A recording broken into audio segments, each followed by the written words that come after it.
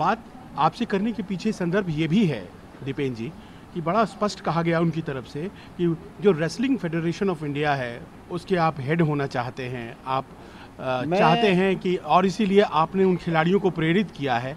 यहाँ तक उन्होंने कहा कि ये खिलाड़ी पेड हैं जो हमारे खिलाफ बैठे हैं। देखिए, मैं एक बात आपसे, जहाँ तक रेसलिंग फेडरेशन की बात है, मेरा रेसलिंग फेडरेशन के किसी पद के लिए ना तो मेरी कोई इच्छा है, ना कोई इरादा है,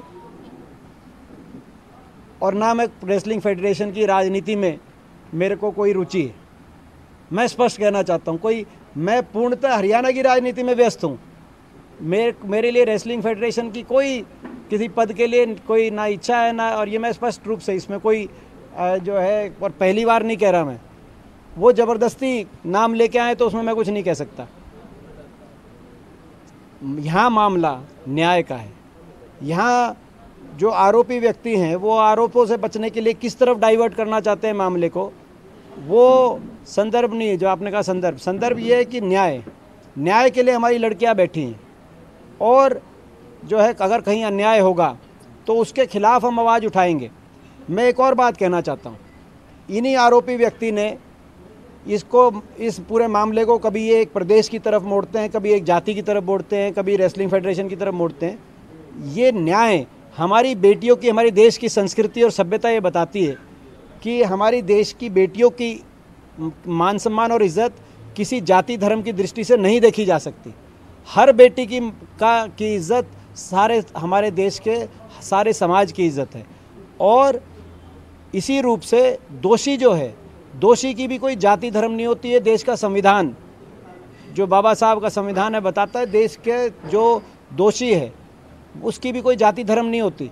तो इसमें ना ये जाति धर्म का मामला है, ना ये कोई किसी प्रदेश का मामला है। मैं पूछना चाहता हूँ, ये जो हरियाणा प्रदेश की नाम बात लेते हैं कि जो खिलाड़ी जो जाते हैं, ये तो खिलाड़ी जब बाहर किसी अंतर्राष्ट्रीय कंपटीशन में, ओलंपिक में, एशियान में जाते हैं तो हरियाणा की तरफ से जाते हैं कि भारत की तरफ से जाते हैं।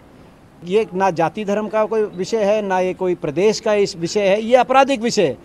एक आपराधिक प्रवृत्ति के व्यक्ति पर एक बहुत ही जो है, मैं समझता हूँ, ऐसे आरोप लगे हैं, और जो है उन आरोपों पर सरकार की तरफ से कोई कानूनी कार्रवाई नहीं की जा रही। ये भी एक विषय है। 3 महीने तक ये बेटियां घूमती रही, 3 महीने तक सरकार के दरवाजों पे दर ठोकरें खाती रही। इन्होंने पहला विश्वास तो सरकार पे ही व्यक्त किया था। अभी ये कह रहे हैं कि भाई विपक्ष इसमें आ गया। पहले इन्होंने धरना जब 3 महीने पहले दिया था तो इन्होंने किसी विपक्ष के नेता को अपने धरने पर नहीं बुलाया था। सरकार में पूर्ण विश्वास व्यक्त किया था, मगर सरकार ने विश्वास रखना दूर कर लिया। 3 महीने तक ये सरकार के हर दरवाजे पे गई, लेकिन जब कोई कार्रवाई नहीं हुई तब मैं धन्यवाद करना चाहता हूँ उच्चतम न्यायालय का, सुप्रीम कोर्ट का, और देश के संविधान निर्माताओं का, जिन्होंने देश में एक स्वतंत्र न्यायपालिका की परिकल्पना करी।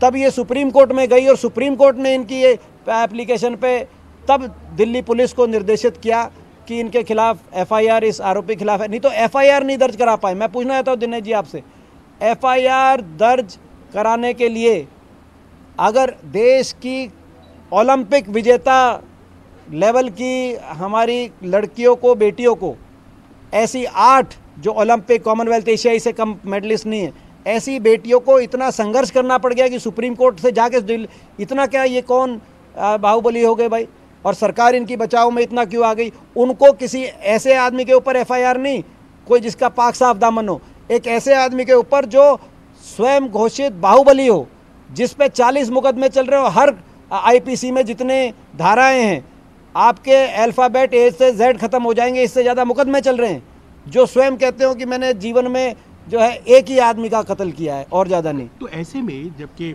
FIR उन पे मुकदमा नहीं दर्ज किया जा रहा।